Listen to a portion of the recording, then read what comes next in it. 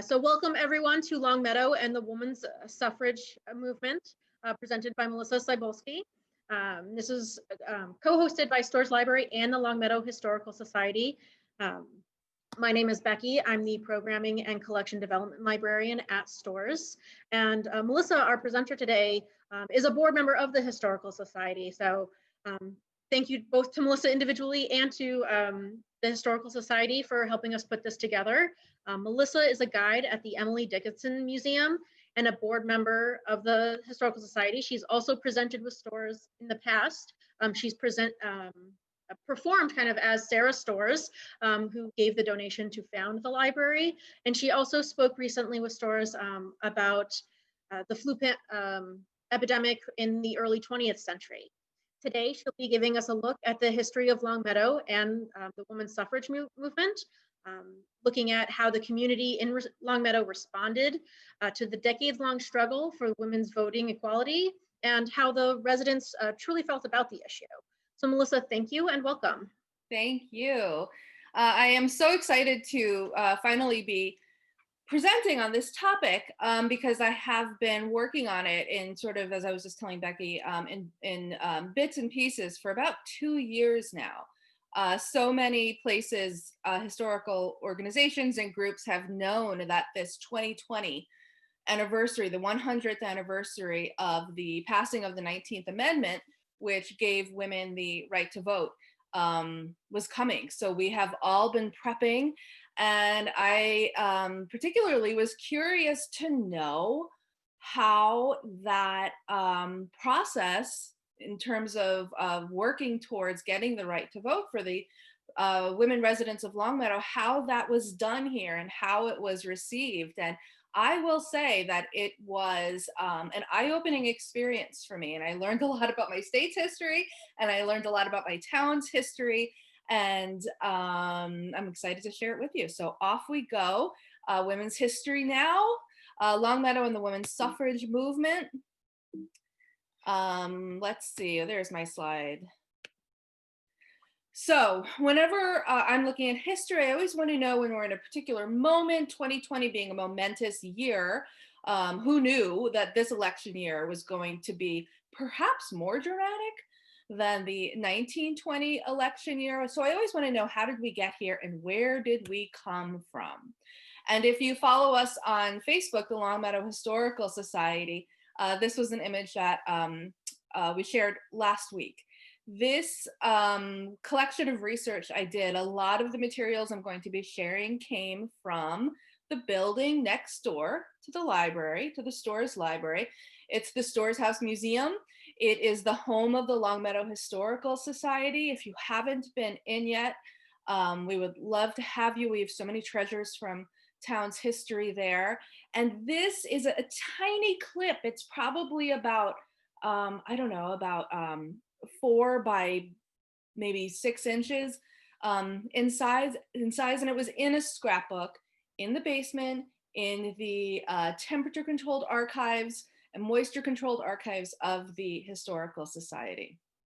And I feel like it's a good way to kick off this presentation tonight. It was in a scrapbook belonging to Grace Trowbridge Smith, and she had a lot of town clippings on a variety of topics, and this had a page all by itself. And so often in today's news cycle, we're hearing about vote early, because they're expecting such a large number of voters. In 2020, well, it was the same in 1920. Western Mass residents were encouraged to vote early. And in the case of 1920, it was because so great is the number of ballots expected on account of the enfranchisement of women that there is fear that not all who may want to vote can do so on account of the jam. The way to avoid losing your vote is to vote early. So I want to use that as sort of our starting point for this evening. Who was running in 1920? You had the Harding ticket and you had the Cox ticket. I think because Warren G. Harding is a name more familiar to all of us, we know who won, but look who was vice president nominee for the Democratic ticket. It was Franklin Roosevelt. And there's a familiar name. And if at first you don't succeed, try again, because he was our president for quite a long time. I found this advertisement. It was in the Ladies' Home Journal. And particularly of note is it says, "Women of America, you are interested in the election of Cox and Roosevelt," and you certainly were if you were a woman in 1920 America, in Massachusetts, in Longmeadow, because this was your very first chance to be able to head to the polls and cast your vote for who you wanted to represent you in the White House. To understand how we got here, we need to know where we came from. And in order to do that, we need to go back to where it all began. The Declaration of Independence. And the beautiful woman in the blue-colored portrait on the side of your screen is Abigail Adams, a daughter of Massachusetts. And this quote has been getting a lot of play this year, as so many people are recognizing the 100th anniversary of the 19th Amendment. Way back in 1776, Abigail Adams implores her husband, John Adams, an early founding father, to remember the ladies. She writes in a letter to him, she says, "I long to hear that you have declared an independency. And by the way, in the new code of laws, which I suppose it will be necessary for you to make, I desire you would remember the ladies and be more generous and favorable to them than your ancestors. Do not put such unlimited power into the hands of the husbands. Remember, all men would be tyrants if they could.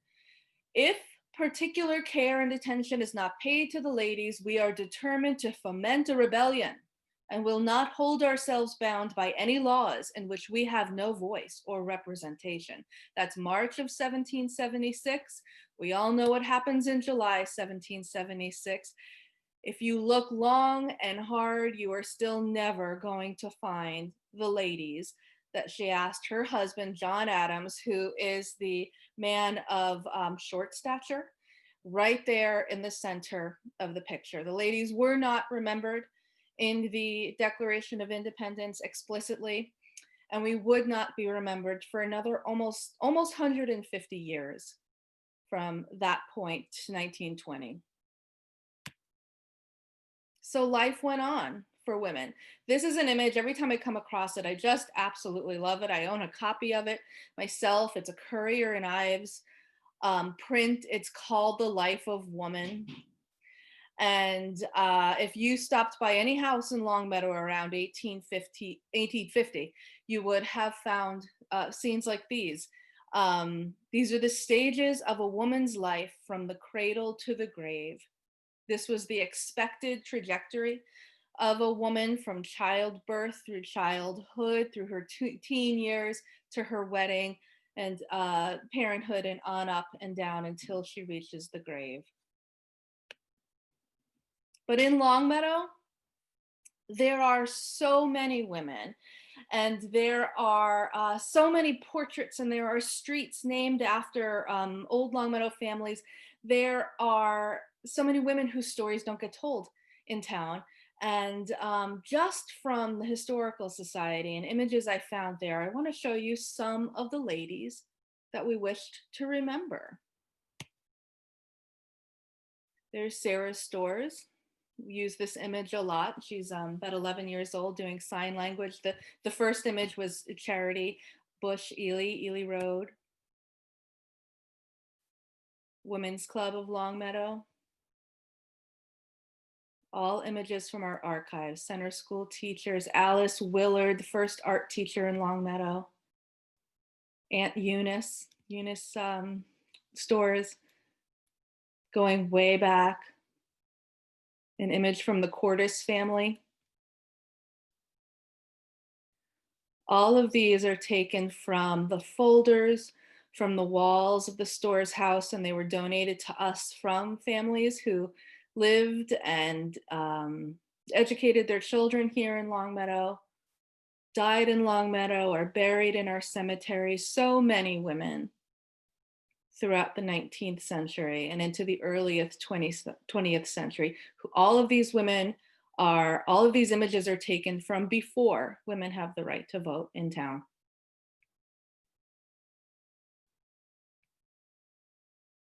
Four generations of Elizabeth Goldthwaits in that image.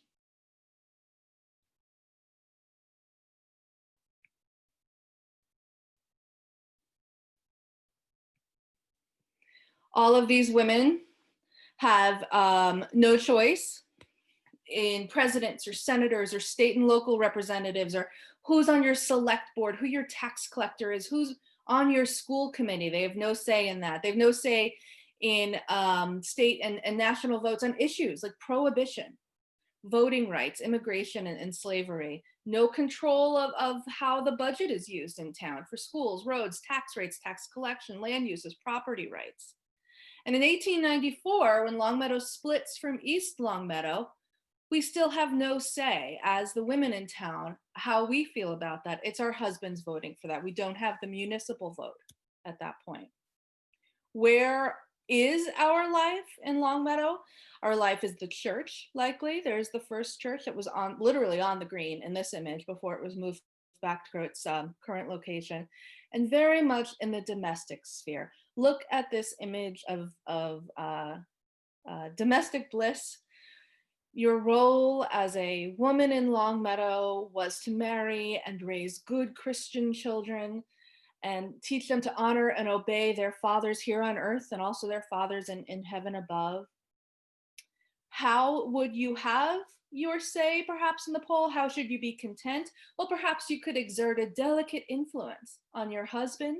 If you don't have a husband though, perhaps you could exert a delicate influence on your brother or your father or your brother-in-law, and through him, he might share your opinions at the polls. What causes this idea to shift from where we were to where we were heading, where women all of a sudden, not all of a sudden, but gradually begin to want to step out of their homes and have an opinion? The idea that really starts to cause this to shift was slavery. This is an image from the Massachusetts Anti-Slavery Society. And it is on this topic that women begin to leave their homes and speak publicly. Two women in particular are the Grimke sisters. These are particular favorites of mine, Angelina and Sarah Grimke. They're Southern women. They are daughters of a slaveholder, and they grew up in that lifestyle and chose to not participate. And they left the South. They became Quakers in Pennsylvania.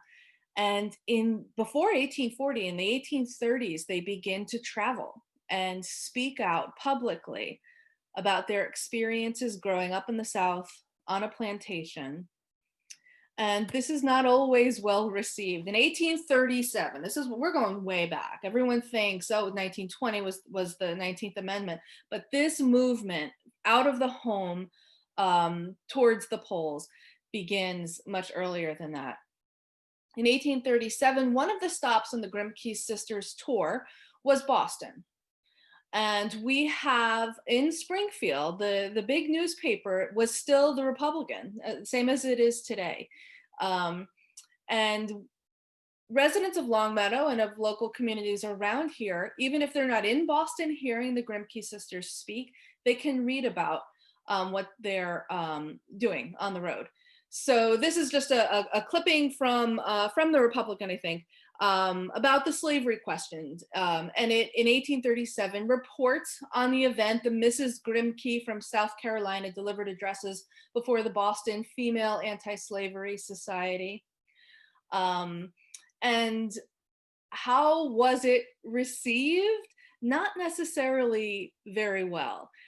This is the clipping from the Republican, July 1st, 1837. Again, it's just another summary of when the Grimke sisters spoke, summarizes what their theory, what their thoughts were in 1837.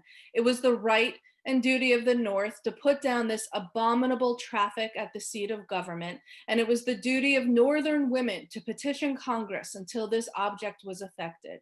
Women were represented in Congress. They were counted in the census to make up the necessary number to choose a representative. although they had no voice in his election, and there was no way for them to make their sentiments known to Congress except by petition. That event in Boston didn't sit well with members of the Congregational Church, with the Pastoral Council of the Congregational Church. They met immediately after, within days, and they drafted a letter, a pastoral letter that they ordered to be read from all of the pulpits in Massachusetts. And who has a congregational pulpit in Massachusetts? Longmeadow does.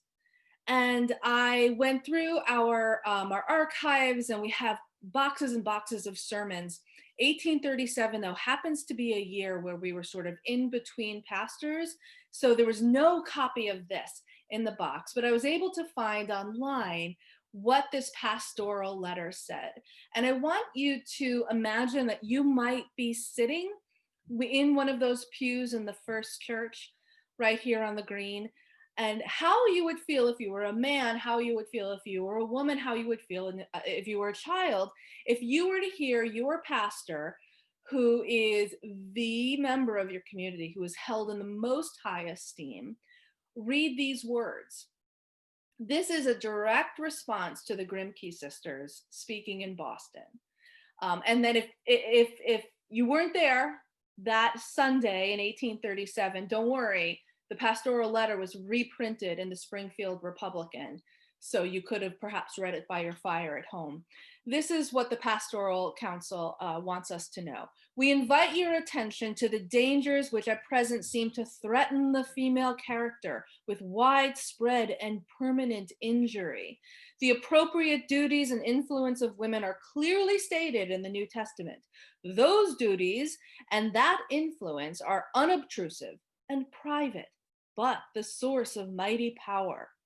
When the mild, dependent, softening influence of woman upon the sternness of man's opinions is fully exercised, society feels the effects of it in 1,000 forms. The power of woman is in her dependence, flowing from the consciousness of that weakness which God has given her for her protection, and which keeps her in those departments of life that form the character of individuals and of the nation. The power of woman is in her dependence. How dare she leave the home and speak on a stage in such a manner as the Grimke Sisters have done? Women, men, everyone listen to their pastors. We have diaries, we have letters where people rewrite the sermons they had heard that day. So that's 1837. There's decades of work being done in abolition was really the catalyst to get women out there and speaking and listened to. These are some of the more well-known abolition and women's rights, there's another typo, sorry, advocates. We could play bingo and see who you recognize here. We have, of course, Elizabeth Cady Stanton and Susan B. Anthony, Lucretia Mott, William Lloyd Garrison, big name in 19th century abolition world, Frederick Douglass, Henry Ward Beecher, and his sister Harriet Beecher Stowe, who writes Uncle Tom's Cabin, which was the little book that started, no, she's the little woman that wrote the book that started this great war, said Abraham Lincoln to her. Sojourner Truth, Margaret Fuller, and here, I love this image, this is Julia Ward Howe, a Massachusetts woman who wrote Star Spangled Banner. The one who isn't there, and one who I have learned so much about through my work, everyone knows Susan B. Anthony, most people know Elizabeth Cady Stanton, but who is the real catalyst here in Massachusetts? It's this woman, Lucy Stone. She's born in West Brookfield, Mass. She speaks frequently on the topic of abolition and women's rights. She said, abolition matters to her, but she was a woman first. So as some people move away from the women's right issue towards the slavery topic, she maintains women's rights as her priority.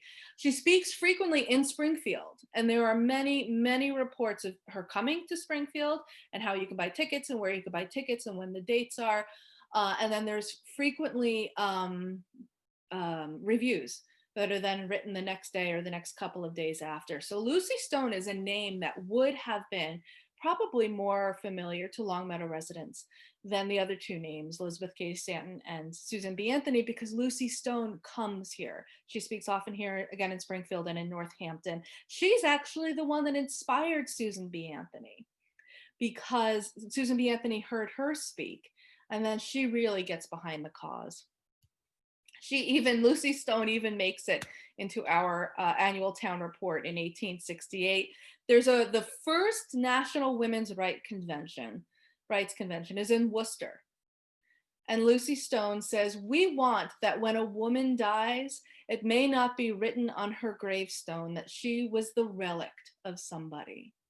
And if you know anything about old New England cemeteries and gravestones, you'll know that frequently on the stone of a wife, you'll see that she was the relict of, she was the wife of. And we want that when she dies, it may not just be written on her gravestone that she was that. She also says every human being who is required to obey the law is entitled to a voice in its enactments. She's pictured here with her daughter, Alice Stone Blackwell. Lucy Stone did not take her husband's name, and that was fine with him, but controversial to so much of the rest of the world. 1850, the Springfield Republican is not kind to Lucy Stone when she travels through. I love the idea that this is being read and discussed next to fireplaces in Longmeadow.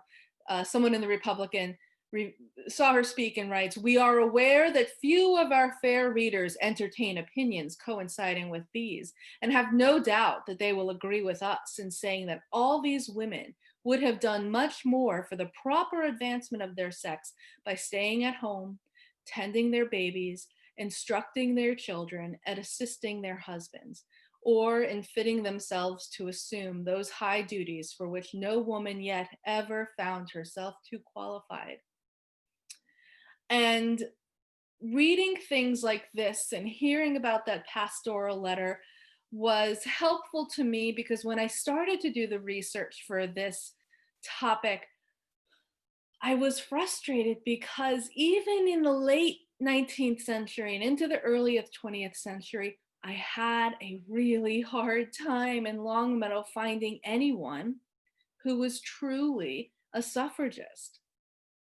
And that really surprised me, because I think this is Massachusetts. We have such a reputation for being so progressive in our thoughts and in our ideals. On this topic through 1920, that is 100% not the case. Episodes and examples of me finding Longmeadow residents who truly support the suffrage movement are few and far between. And it's no doubt influenced by things like this in the Springfield Republican. She speaks at the Second National Women's Rights Convention as well. Just the last part there. She says, "In our opinion, the cornerstone of this enterprise, since we do not seek to protect woman, but we want to rather place her in a position to protect herself." Isn't that what we want? More mentions of Lucy Stone, again after Northampton appearance. "Lucy Stone, you are a poor, despised woman." Regardless of how the Springfield Republican feels about Lucy Stone, movement is being made on both the question of women's rights and the abolition of slavery. 1855, 1860, in Massachusetts, women are getting some legal privileges. Married women can own and sell property, control their own earnings, make wills, control over their earnings, joint guardianship over their children. 1865, we know the 13th Amendment ends slavery. And in 1868, women in some Massachusetts community could run for office, and they do start winning some seats on school committees. I said she was mentioned in the Longmeadow annual town report. This is the chair of the Longmeadow School Committee in 1868. He's talking about, I guess there's talk about whether or not Longmeadow should build a high school for its students. And I want you to picture, I don't know if any of you watch the school committee meetings on LCTV. I watch a lot of them. And I try to imagine someone going off on a sidebar sort of tirade as this school committee president does in 1868. He says, even if a vigorous public spirit does establish something like a high school, its success will be fluctuating. The teacher who has proved himself successful must then find a higher sphere. If a woman be relied upon, that sphere will in some sudden and unexpected hour be matrimony. However ungallant and old-fashioned it may be in these days of women's rights, we demur to the claim of equality between male and female wages. Admitting the intrinsic value of the work performed to be equal for a given time, there is still an element in female labor which must, in the long run, considerably lessen its comparative value. Presuming that we may speak of women who emerge from the privacy of domestic life to appear on public platforms with the same freedom that we speak of Mr. Wendell Phillips or Henry Ward Beecher, we affirm that while Miss Lucy Stone may resent being called Mrs. Blackwell, remember she doesn't take her husband's name, and may regard matrimony as merely an incident, and her husband is only a convenient traveling appendage, the majority of women will continue to regard matrimony and maternity as important ends. This constant element of variableness and uncertainty makes all kinds of female labor, teaching included, subservient to that most important one, for which woman is woman and not man, and must make a just difference in the general value of female labor and the comparative rate of female wages. That was really long, but that was a really long way of saying we don't think that women should be paid equally as our male teachers are, because they might just up and leave and get married and have children. And once you did that, you were expected to leave your time in the classroom behind. 1870, about a year or so after that, the 15th Amendment is ratified. Who gets the right to vote? Black men get the right to vote. And women who were thrilled and devoted to the cause of the abolition movement all of a sudden have to wonder, but wait, how come they can have it, but we still can't? There are three organizations that are important if you are studying this topic. There's the National Women's Suffrage Association, and this gets a little confusing. The National Women's Suffrage Association, that's Elizabeth Cady Stanton and Susan B. Anthony, they favor a constitutional amendment path to getting the right to vote for women.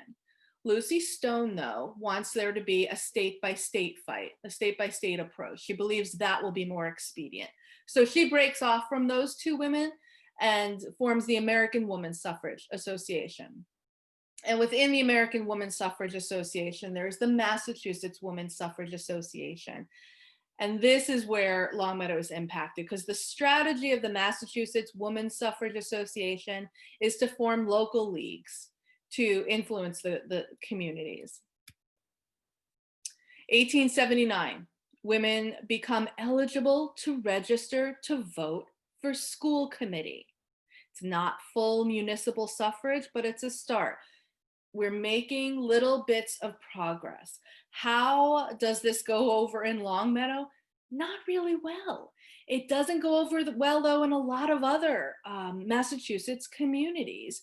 Women are reluctant to, now that they have this privilege, is it a privilege or is it a right, to vote at least for their school committee members. And that should be important to them, because is that not the part of the woman's sphere? All of these are precious to you. This is a leaflet from the Massachusetts Women's Suffrage Association that would have been handed out. All these are precious to you as women and to us. Let us vote that we may help you to protect them. School, children, playground, home. We should have a say, in the very least, about these things that do impact our lives as goddesses of the home. I love this. This is a Jeopardy tidbit. Who was the first woman to register to vote for a school committee in Concord, Massachusetts? My friend and yours, Louisa May Alcott. And you know what she says when she registers to vote for school committee in 1879? She says, "No bolt fell on our audacious heads. No earthquake shook the town." You go, Louisa May. Town warrant. A year after that in Longmeadow, there are some great things here that women cannot vote on. We all receive in the mail beforehand what the warrant articles are going to be before our annual town meetings. I think that women should, everybody who is of voting age in town should have a right to vote on these things.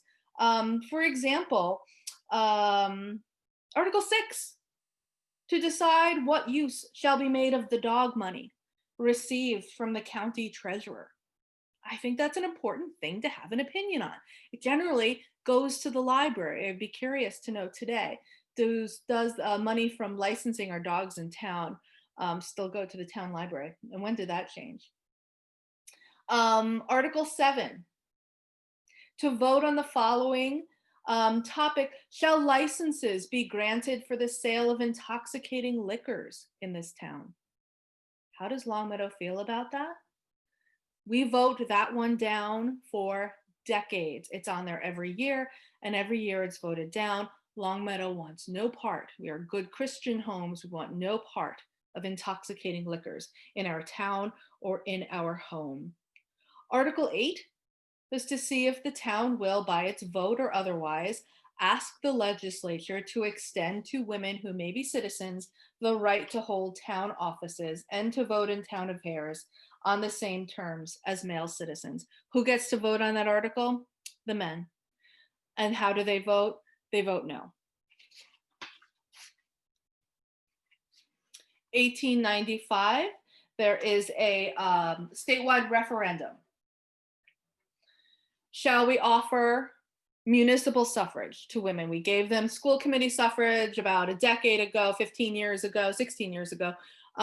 Should we extend it? This is from the Springfield Republican. It's got the town by town results of the vote. Here was the wording on that referendum. All persons qualified to vote for school committee shall at the next state election, and that's important, all persons qualified to vote on school committee, so women are included in this vote. All persons qualified to vote in the next state election have an opportunity to express their opinion by voting yes or no in answer to the question, is it expedient that municipal suffrage be granted to women? Can you find Longmeadow on that list? You can see that 11 men in town voted yes. Women should be granted municipal suffrage. There goes my phone. 46 men in town voted no. No women voted yes.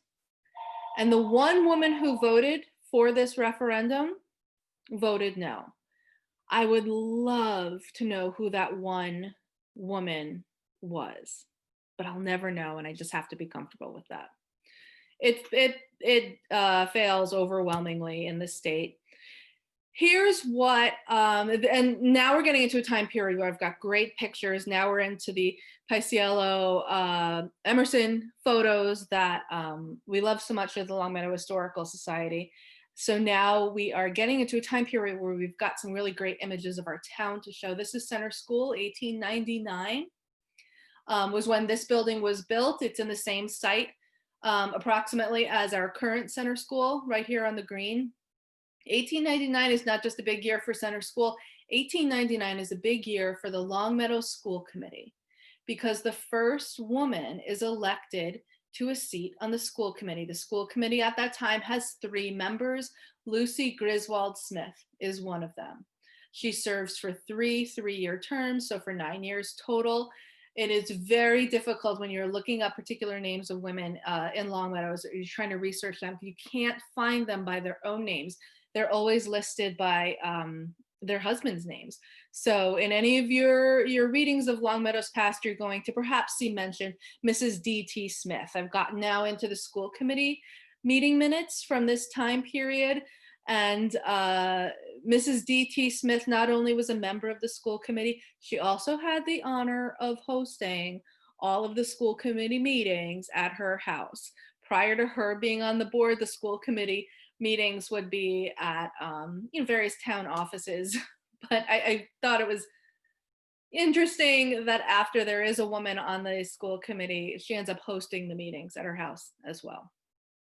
So that's a big name. It's actually her daughter, Grace, who's the one who's had the scrapbook, and I had that vote early. That's her daughter.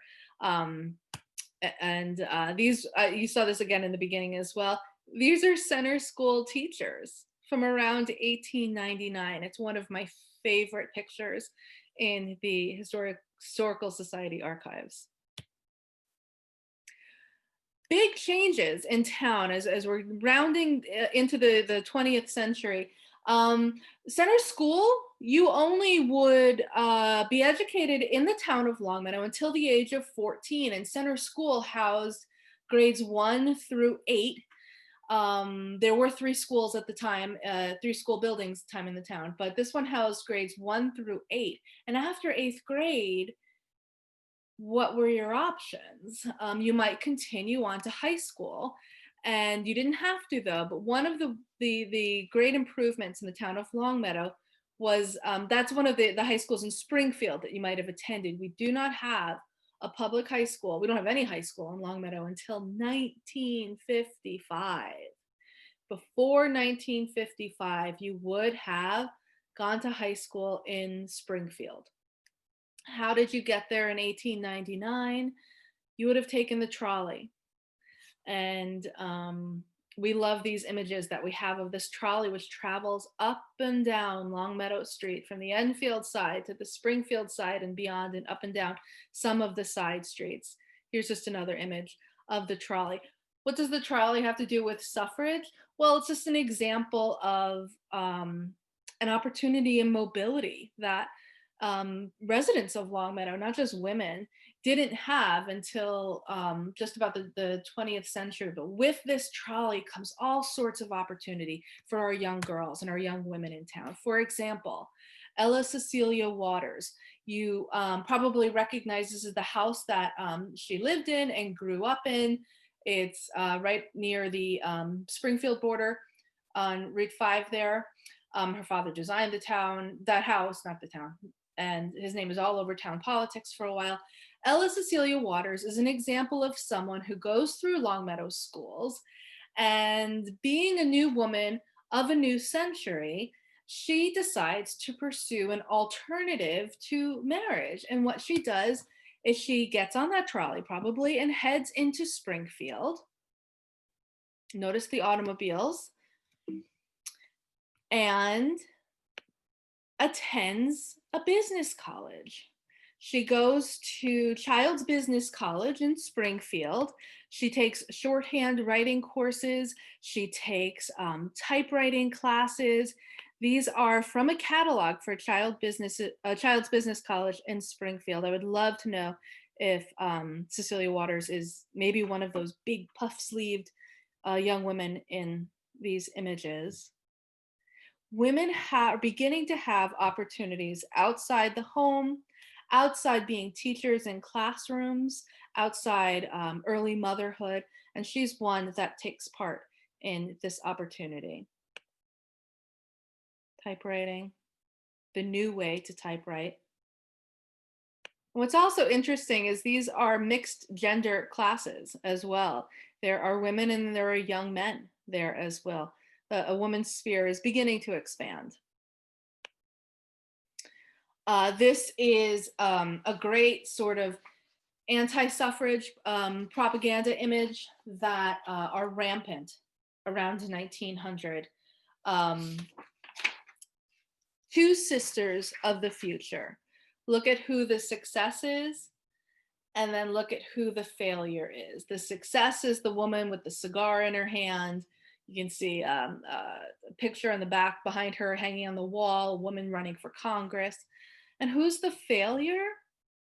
The one over the bassinet there with her child. I think we're supposed to take this as tongue-in-cheek. Do these modern women think that being mothers makes them a failure? For Ella Cecilia Waters, she will never live to see women get the right to vote. She marries at 26 years old, which is probably a little older than the average age. She marries a gentleman from Springfield. Who knows? Maybe she met him in the business, one of her business courses, or maybe she met him in an office that she worked in. She takes ill with tuberculosis and dies in 1904 at the age of 29. We have this beautiful image of her. Another option for women, if you didn't go to business college or get a job in an office, was still always a higher education. And this is Grace Trowbridge Smith of the scrapbook from the very first slide, the vote early slide. Her mother is Lucy, who is the first member of the school committee in Longmeadow. And she was at Mount Holyoke when her mother ran for and was elected to the school committee. She graduates in 1902. I haven't been able to find out how she lives her life after graduation, except to know that she always lives in Longmeadow and she never marries. Great scrapbooks though. Love this image. This is the Kempton family. And the Kempton family, Mr. Kempton, Clifford, ran a fruit farm. He lives at the south end of town. I like to share this image because of the three women in the center. There's the mother, and she has two daughters. And her older daughter, like Cecilia, takes a different path other than early marriage and motherhood or becoming a teacher. Her daughter, Elizabeth, becomes she travels to Europe, she takes classes at colleges, and she gets a job and lives away from home. This is a great picture that again helps us to understand what's going on in the community of Longmeadow as at the beginning of this new century. We recognize it as Spa on the Green. It was a grocer's store then. Women are beginning to leave their homes and have much more leisure time. They can shop for food outside the home. There's Kellogg's cornflakes and canned vegetables and other time-saving conveniences for them that frees up their time so they can do things like this. Attend women's clubs. This is the Longmeadow Women's Club. This image is taken circa 1893. And in my combing through newspapers for decades, looking about women's right to vote, all sorts of keyword searches, the group that I kept coming up with was the Women's Club. There'd be a small mention about a suffrage tea and a larger mention about women's club activities, or Women's Benevolent Society was another one. And they are sort of the counter group. There is never an explicit anti-suffrage movement in the town, but there is definitely a quiet, a quieter way of signaling that perhaps they were not so interested in the right to vote. In 1899, these were some of the topics that were covered in women's club meetings that you would have been able to attend. You might even have had a servant in your house here in Longmeadow. Those become more accessible to families in town. Here's some topics you could have seen: good citizenship, some women who've made the world better, occupations for women, mistakes of women, does a college education unfit girls for domestic life? There was a debate on whether or not women should have the right of suffrage. What makes an ideal husband and an ideal wife? Can women keep a secret? Are women careless with money? What might our club do in terms of civic improvement? This was the opening quotation in the Women's Club yearbook in 1905. 1905, we're into the 20th century. The strength of a nation, especially a Republican nation, is in the intelligent and well-ordered homes of the people. That is very important to many women in the town of Longmeadow. Other groups, maternal association, mothers clubs have formed. This is Mrs. Stryker and her family. And she is a proponent of kindergartens. And she never attends suffrage meetings, but she will speak often on the topic of kindergarten. So she is living her domestic life and still speaking out in a way that was socially acceptable. This is a newspaper article that mentions the discussion of the mothers' meeting Tuesday and what Mrs. Stryker shared.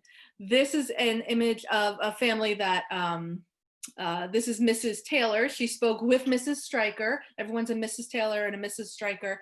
And she spoke alongside Mrs. Stryker on the topic of kindergartens.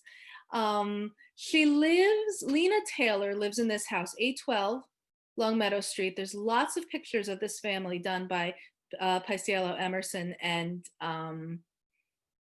Mrs. Taylor is an interesting case to me because in researching, totally not looking for this, I found articles mentioning her husband and her husband being arrested for failure to pay support. Turns out that Lena Taylor's husband left the family, abandons the family, and there are articles for years, little mentions in society columns about her husband and how much he owes in spousal support. And I think that's important because, again, this is a time where she doesn't have any vote. She doesn't have any say. I was happy to know that he at least did receive jail time. There was some legal repercussions to him not paying spousal support. He lives ultimately in Springfield. He's in the 1920 census, the 1930 census, the 1940 census. The woman that was previously his housekeeper becomes his wife. So I will forever now, whenever I pass this house on Route 5, I will remember the story of Lena Taylor and her children. This is our governor, 1906 to 1909, Governor Curtis Guild. The great mass of intelligent women do not want the suffrage. But the movement is working hard. The organization is working hard. We are now about 10 years before the 19th Amendment will pass. And this is an important 10 years. A lot of developments are happening in the country. A lot is happening within the town. Look at this map. The Western states have suffrage long before Massachusetts does. Wyoming gave women the right to vote in 1869. Again, so surprising to me with the reputation that Massachusetts has of being a progressive state. You know, we vote in 10 states. Why can we not vote in Massachusetts?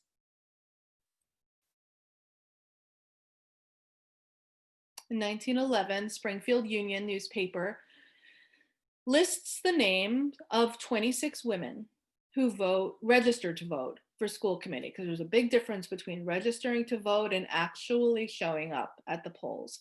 257 men registered and 26 women registered. There are far more women than 26 in town, and they list the names of them. And I don't know how I would feel about that. My own self being that sort of a mention in a newspaper. But these are names that I have come to know pretty well. I've shown you pictures of Mrs. Clara Kempton. And the ones we're going to focus on the most coming up is Miss Rachel Lawton. 1914 to 1918, we're getting closer. Miss Rachel Lawton is the name that time and time again is the name that I would come across in my research for someone who's truly devoted to the cause of women's suffrage in Longmeadow. She, at the time that she registers to vote for school committee, she was 31 years old. She's an unmarried woman. She works for the Red Cross. She's employed. She lives with her family, her parents, and a couple of her siblings at their home on Crescent Road. Crescent's a new street in town at the time, and they live at 100 Crescent Road.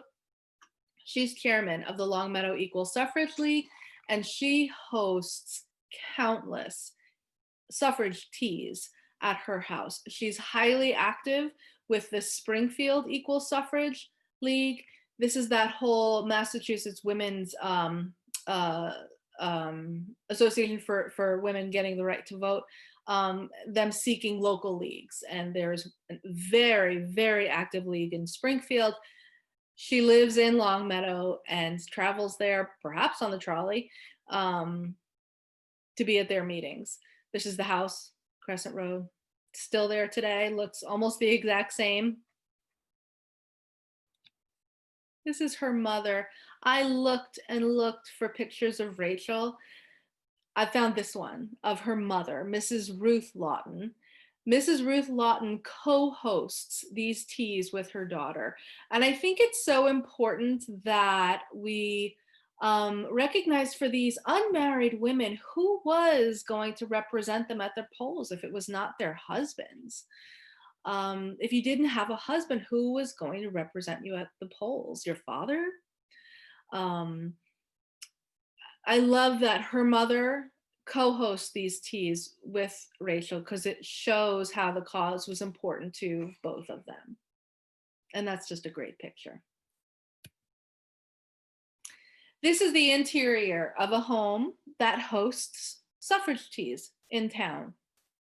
Cora Ranthausen, she lives on South Park Ave. I made sure to give her name here on this slide because she's often called, oh, I forget her husband's name, Mr. Ranth. She's often called Mrs. Ranthausen, but her name is Cora. And this was the interior of her parlor and her dining room. And I can now try to picture some of these teas, these suffrage teas that would have been held as an alternative perhaps to the women's club meetings, the Women's Benevolent Society, the sewing circles, so many clubs that were formed around parish activities. What would the women talk about at these Equal Suffrage League meetings? A lot of talk about civics and what did it mean to form a government and how does a government work? How does a government work nationally? How does a government work locally? Trying to educate women on the topics so that when the time comes, they will know how to use their power wisely. A suffragist shout in 1914. So again, we're well into the 20th century here. It's almost like a tissue paper. That's how thin this typing paper is. I found this in a folder in our archives. It was a script from a short play that was performed in February of 1914 by the Longmeadow First Church Brotherhood.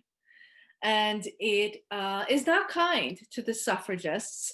The costume, this is going to be a man in women's clothing, an extremely tight waist and shirt. His skirt was slit at the side. And he enters the stage and he's carrying a banner saying, "We demand the vote." He's got a hatchet and he's got a baby bottle in his purse and he's got a brick and he comes out with a soapbox and he plops it in the center of the stage and he stands on his soapbox and he begins to just rant and rave and to the laughter and the applause of the audience. It was very favorably reviewed in the Springfield Republican.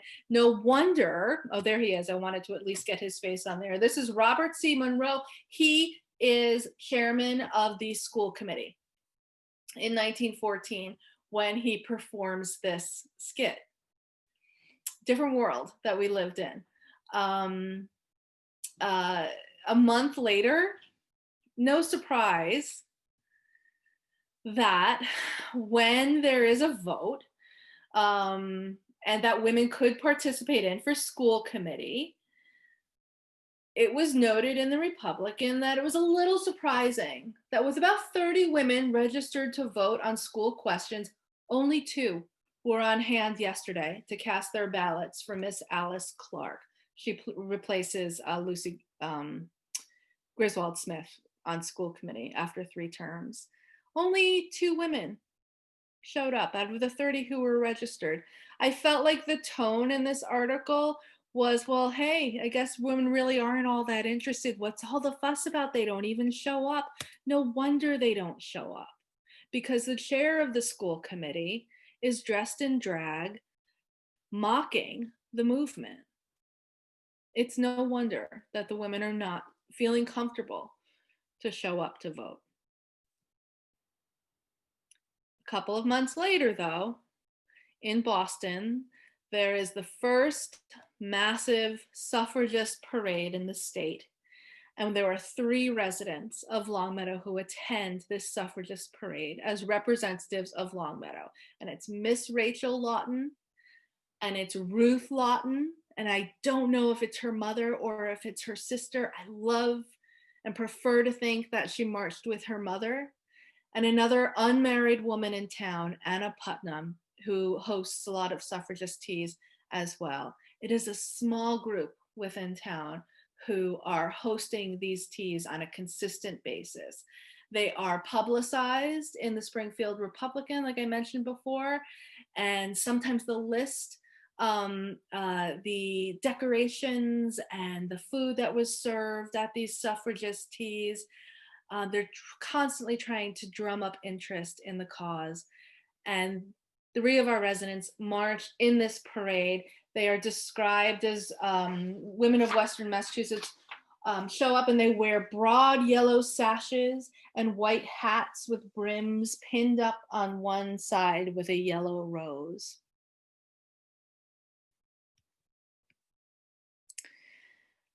As we cross over past 1914, we're into 1915, we are in the years of World War I. The Great War is raging. America is not yet in the war, but we are definitely paying attention. And what begins to happen is that these suffragist teas are talking about things beyond just getting the right to vote and working towards that. They're also beginning to do social and civic activities supporting organizations in need on the other side of the world. So they become very busy with the Red Cross. Rachel Lawton works for the Red Cross. She's a secretary for them. Those in charge of the war relief for the Red Cross have changed the work. They have been making garments for soldiers in hospitals since sometime in January. They have made about 50 and used all the material furnished. Today they met with Mrs. W.C. Lawton of Crescent Avenue, about a dozen being present, and begun the making of surgical pads and slings. And this is that same house where the suffrage meetings are being held. Once World War I starts, people get busy with a different cause, and the suffrage topic gets pushed aside for, you know, how many times since 1837 when the Grimkes took the stage.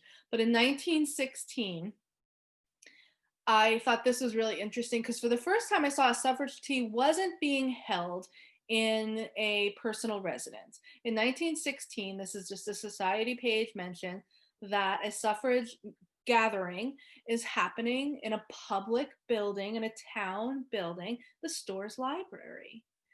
And if this is not a familiar image of the Storrs Library to you, now the building that we use now as a Storrs Library was built in the 1930s.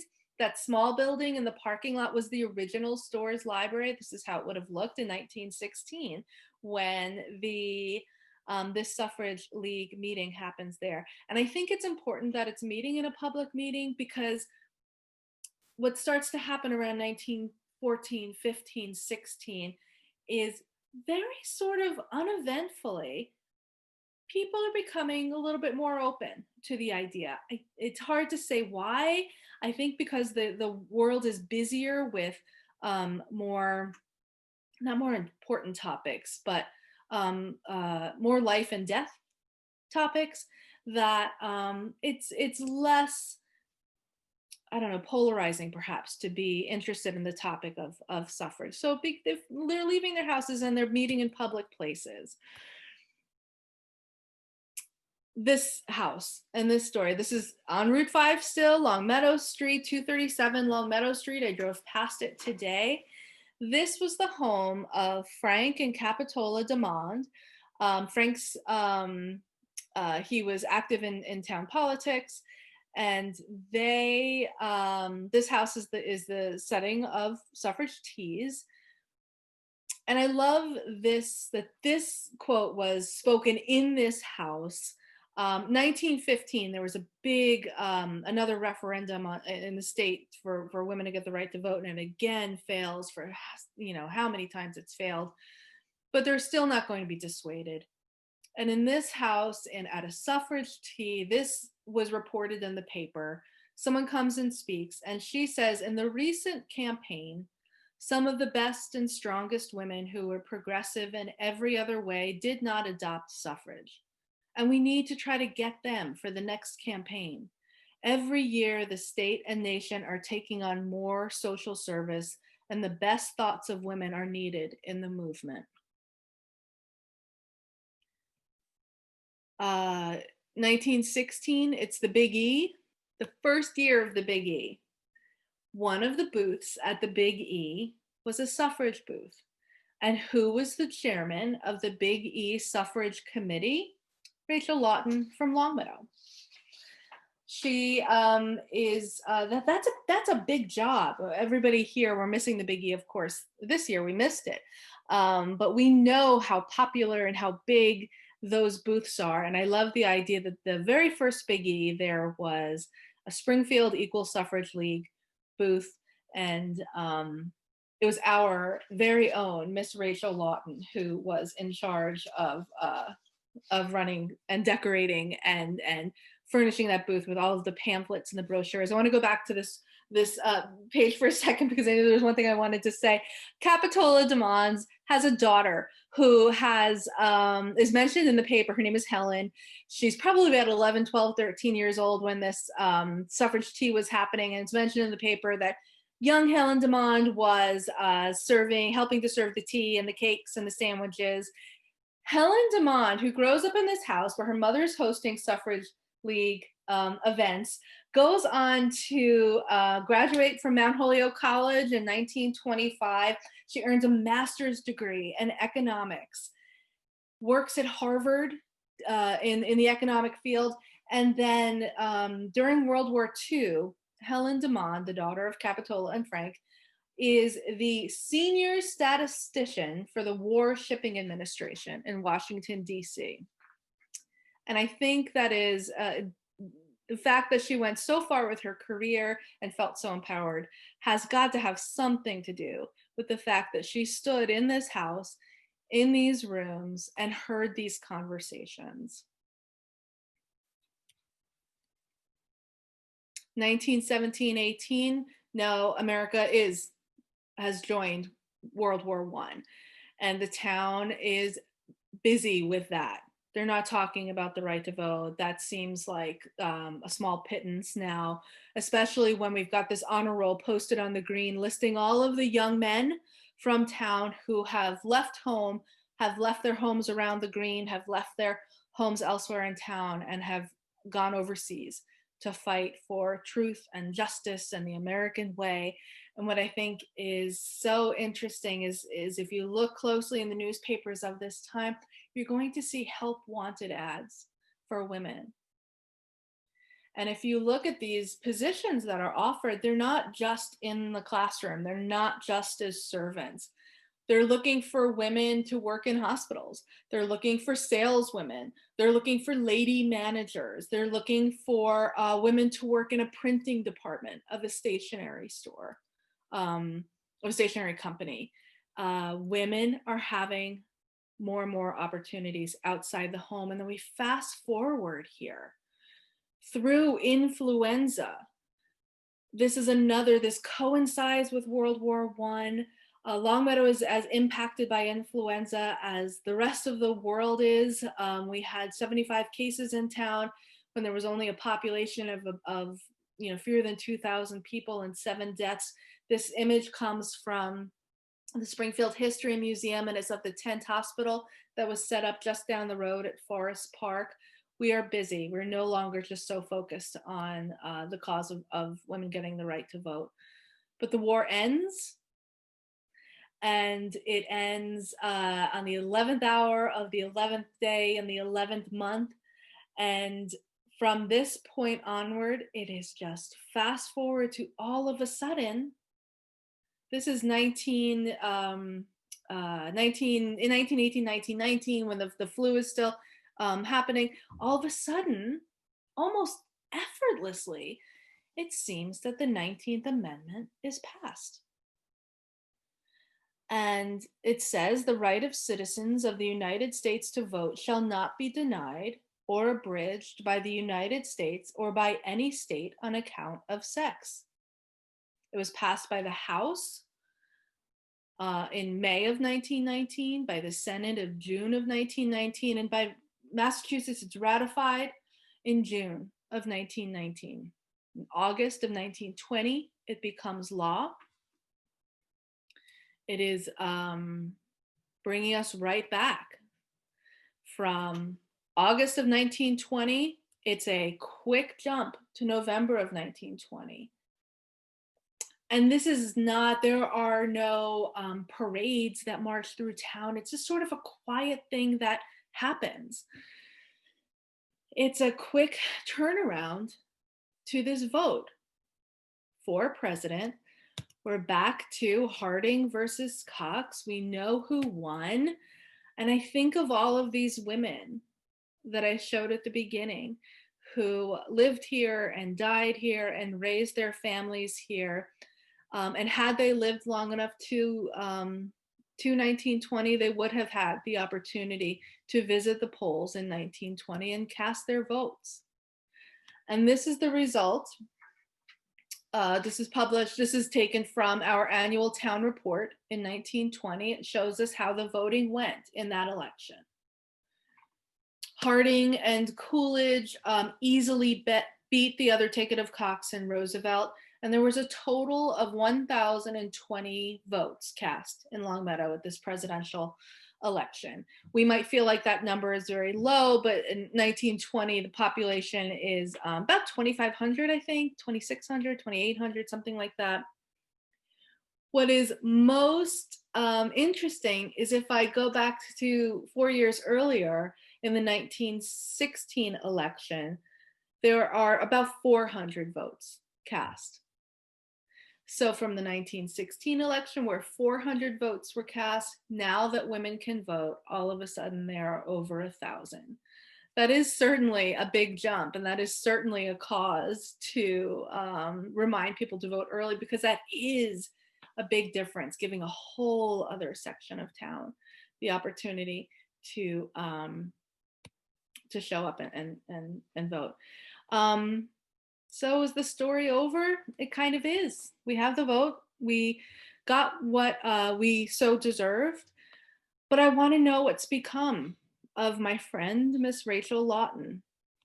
So I keep looking, because what does she do after she's so is so helpful in maintaining this cause at the forefront of her life's work in town? So I find her again about 25 years later on Edgewood Avenue.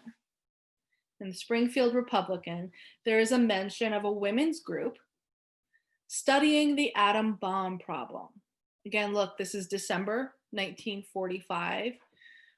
We know what happens in 1945 with the atom bomb. In the paragraph, it says the Foreign Policy Committee of the Springfield League of Women Voters. And that's what becomes of all of these suffrage organizations. They become the League of Women Voters. And she's on the policy committee for that group still 25 years later. And they have decided that the next logical step toward control of the atomic bomb is strengthening the United Nations organization. The decision was made at a meeting yesterday at the home of Miss Rachel Lawton of 20 Edgewood Avenue. I want a picture though. I'm not satisfied until I have a picture. And I looked and I looked and I looked and I found one.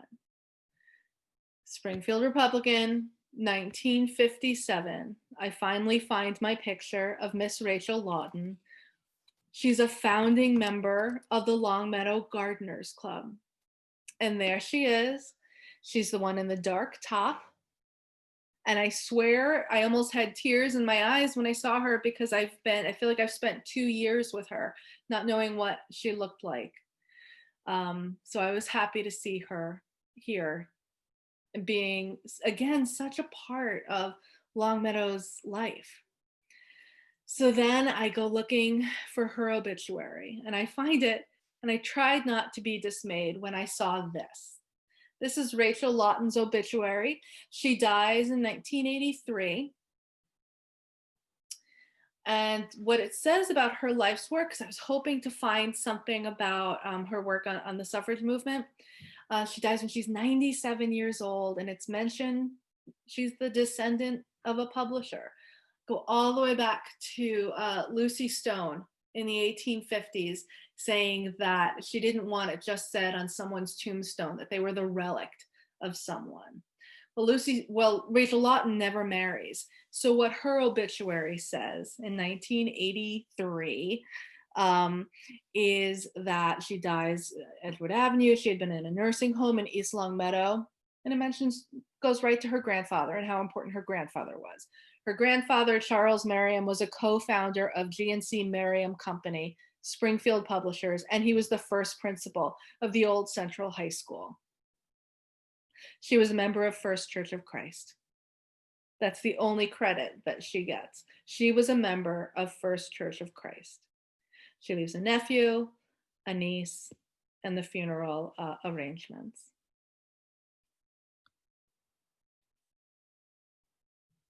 Did so much. So little is said. Here we are. I voted.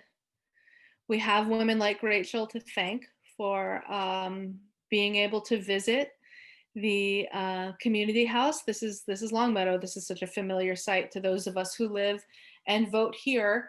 I see my precinct row there. Of course, caveat, we know that we're not voting at the community house this year. We're voting at the Greenwood Center unless you're mailing in your ballots.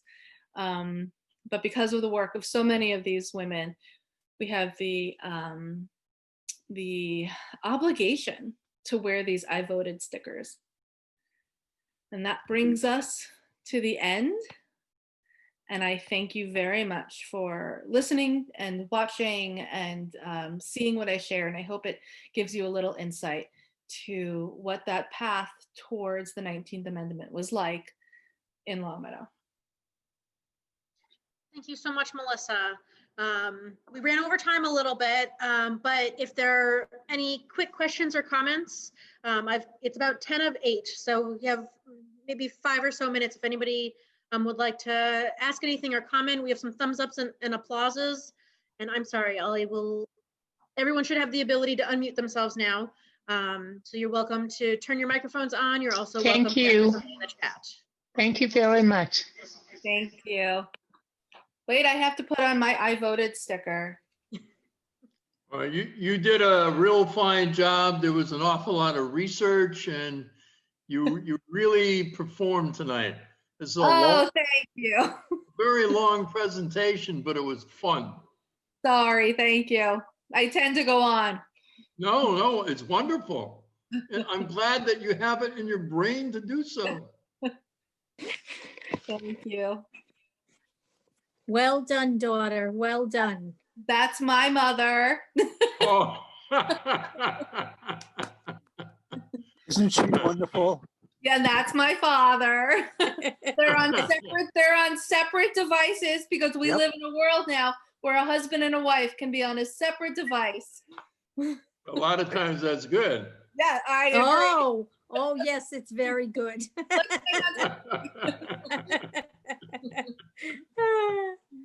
Well, thank you all for coming. Hey,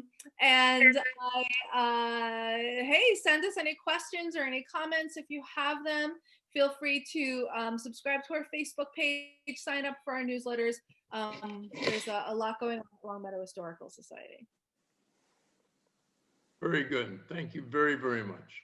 Thank you, Walt. I feel like we're good friends now. Exactly. All the way in Florida. All the way to St. Thomas School. That's right. Well, thank you, everyone. And I hope you have a good evening. Thank you for joining us. And thank you again to Melissa and to the Historical Society for putting on this presentation for us. And thank you, Storrs Library, for making it happen. Oh, you're welcome. It's with good partners like the Historical Society that we can do things like this. So I really appreciate their work and their continued collaboration with us. Well, you've put together many fine programs so far. Oh, thank and you. I'm sure that the future will be just as bright for you. We've got a lot coming up. Keep an eye on our calendar. I'm sure you'll find something of interest, and we're working on putting together even more for next year. Excellent. Thank you. Take care, everyone. Thank you. Good night.